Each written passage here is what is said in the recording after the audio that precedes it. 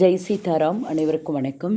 வருகின்ற மார்ச் 29 நடைபெற இருக்கின்ற சனி பெயர்ச்சி பலன்கள் இந்த துலாராசி அன்பர்களுக்கு எப்படி இருக்கும் என்பதை பார்க்கலாம். துலாராசிக்கு யோகாதிபதியாக வருகிறார் சனி பகவான். அதாவது 4ஆம் இடத்துக்கும் 5ஆம் இடத்துக்கும் அதாவது கேந்திர கோணாதிபதி.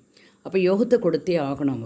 அவர் அமர்ந்த இடம் கடந்த 2.5 வருஷம் 5ஆம் இடத்திலிருந்து பல தடைகளை கொடுத்தார். பல செலவுகள், நிறைய பிரச்சனைகள், எதையுமே நம்ம சாதிக்க முடியாமல் துலாராசி அன்பர்கள் வேதனையோடும் விரக்தியோடும் இருந்தார்கள். ஆனால் வருகின்ற இந்த சனிப்பெயர்ச்சி 2.5 வருடங்கள் கண்டிப்பாக பல விதத்தில் யோகங்களை அனுபவிப்பார்கள். அதற்கு காரணம் பூர்வ புண்ணியத்தின் பலன்களை இந்த 4-5 சனி பகவான் 6இல் அமர்ந்து அனைத்து விதமான யோகங்களையும் கொடுப்பார். கவலை வேண்டாம்.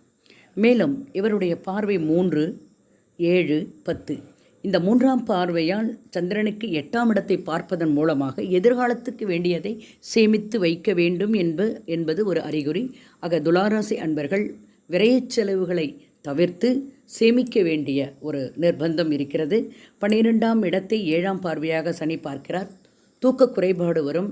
வெளிநாடு, வெளி மாநிலம் செல்லக்கூடிய ஒரு சூழல் வரும். அலைச்சல் மிகுதி வரும். ஆகையினால் ஹெல்த்து அவர்கள் சரிவர பார்த்து கொள்ள வேண்டும். அதே சமயத்தில் 10ஆம் பார்வையாக சந்திரனுக்கு 3ஆம் இடத்தை பார்க்கிறார். 3ஆம் இடம் என்பது புகழ், அந்தஸ்து, கௌரவம். அதற்குண்டான செலவுகளை செய்வார்கள். ஆகையினால் விரைவு செலவுகள் இருக்கத்தான் செய்யும். பதவி உயர்வு, உயர்கல்வி, தாய்க்கு இருந்த நோய் இதுகாலம் அதையெல்லாம் விலகி போயிடும். எதிர்காலத்துக்கு வேண்டிய சேமிப்பு அனைத்தும் அதிகரிக்கும். ஆக மொத்தம் துலாராசி அன்பர்களுக்கு இந்த சனி பெயர்ச்சி மிகவும் உகந்ததாகவும் நன்மைகளை தரக்கூடியதாகவும் அமையும். வாழ்க வளமுடன். நன்றி, வணக்கம்.